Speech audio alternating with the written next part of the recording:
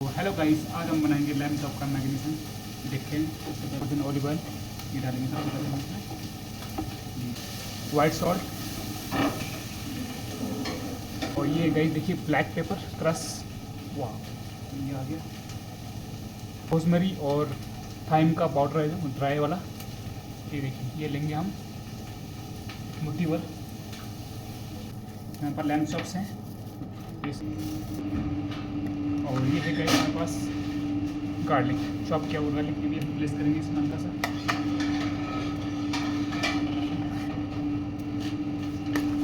अब इसको करेंगे अच्छा सा मिक्स।